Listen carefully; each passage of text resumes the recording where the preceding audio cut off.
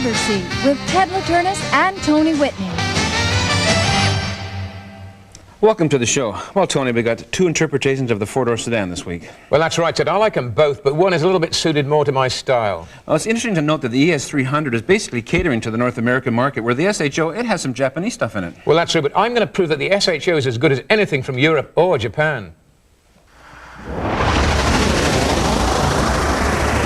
There's certainly been a lot of praise heaped on the SHO by the automotive media, and the engine might well be the best power unit ever fitted to a North American car. Even your basic Taurus is one heck of a good product, and recent updates have made it that much better. The original model proved once and for all that North Americans are not hung up on vinyl roofs, opera windows and tacky chrome trim.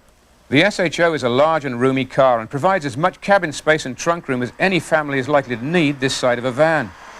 SHOs have only subtle body modifications to distinguish them from basic Taurus models. This is a refreshing change when compared to cars like the Pontiac GTP. The front bumper and its valance are deeper, and there's a similar approach to the rear unit. Side panels are slightly modified, and there are SHO logos molded in, but you'll have to search for them. Otherwise, the car is plain 1992 Taurus, which means it looks clean, uncluttered, and practical.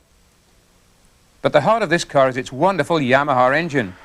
It's amazing that a company best known for motorcycles could get a car engine so right the first time around. Of 3-litre displacement and developing 220 horsepower, the V6 would not be out of place in an M-series BMW. Certainly, this motor can stand comparison with the very best in the world. It seems to want to rev forever, and it delivers some of the smoothest power at any price. The car flies off the mark like a Porsche, and has huge amounts of punch whenever you need it in the power band. 100 kilometers per hour in 7.8 seconds is no problem at all, and fuel consumption won't break the bank at an all-around 10.6 litres per 100 kilometers. The price isn't bad either at $32,654, and Ford's basic warranty is 3 years or 60,000 kilometers.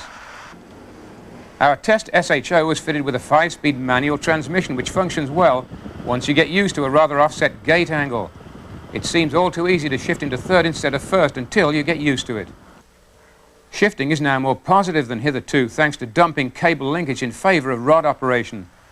There is no automatic available with this car, which is fine by me, but Ford says it'll be offering one sometime during 1992 to broaden the SHO's appeal. This is one of those rare cars that handles like a Sportster on twisty roads yet feels refined and docile around town. It also has excellent brakes, 4-wheel discs with anti-lock added for safety. The foot-operated parking brake is a real pity on a car like this. With manual transmission, it's often handy to be able to use the handbrake for hill starts and the like. With the SHO's foot brake and silly release handle, this is all but impossible. Also, the release handle is too close to the hood release, and confusion is easy. The instrument panel is a great improvement on earlier ones, and is just about perfect. Everything an enthusiastic driver could want is there for the scanning. The interior has a great feeling of quality about it, and the seats are excellent. Ours had power adjustment, a blessing for anyone with back problems who like to make small changes during a long trip. The cabin is almost spoiled by a rather cheap-looking plastic console. Cover this with some good quality vinyl like the dash and door panels, and you have just about the perfect interior. There may be a few faults, but this car competes well with German performance sedans costing twice as much and more.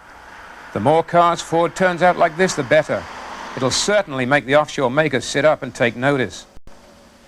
As far as competition goes, I'm going to stick my neck out and lump this one with some fairly exotic machinery. From Germany, there's the BMW 5 Series, Mercedes 324, and Audi 90 models.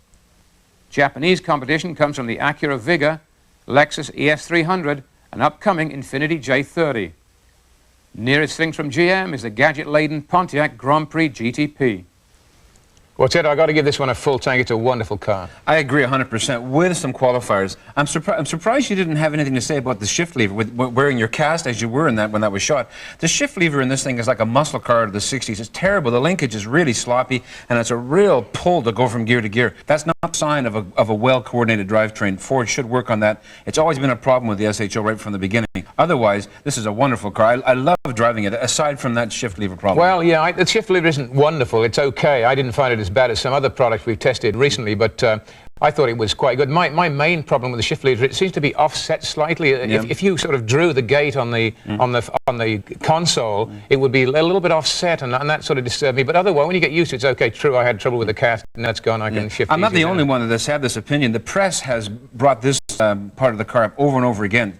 Fix the shift lever. Otherwise, the seats were very hard. I found the seats to be uncomfortably hard. There was a lot of adjustment, and you could change them around, but I still felt like I was sitting on a box almost. No, I thought the seats were okay. I think they've done a good job with the seats. I don't know. I mean, one of the things that we sometimes get to do with the cars to drive it to many long distances and so forth. But this one, I haven't driven this one a great deal, and a long distance trip, and that's the only way I can place a judgment on the seats from that standpoint. Changing subjects a bit about that, I can't understand why this car is not selling. It's no secret that Ford are having a hard time selling the car. It should sell. It should sell big time, but I think the main problem is that they've never had an automatic transmission. There's one coming, of course, but that was always a problem. There's far too many people who. It's all right for us to say, an enthusiast to say, this is at its best with a 5-speed. If you're going to buy the 5-speed, that's my advice. But on the other hand, lots of people won't. Well, just for the sake of discussion, why buy this car with an automatic? Because if you're going to buy an automatic, buy something else. Buy a T-Bird or something. Because really, an automatic defeats the purpose of the car. Well, it does indeed. But of course, I mean, you know, the engine is so good. Anyway, okay, let's sum up here. Things that we didn't like, very minor things. Parking brake, that was a real mishmash. And the plastic console, a little bit tacky, but I'm getting picky here. Plus side, wonderful motor, one of the best in the business. Very good value, too, and styling just excellent. Driving dollar value, got to give this one a full tank. If you can find a better performance car for the money, buy it. Yeah, I agree 100%. Look at this car, and we'll be right back.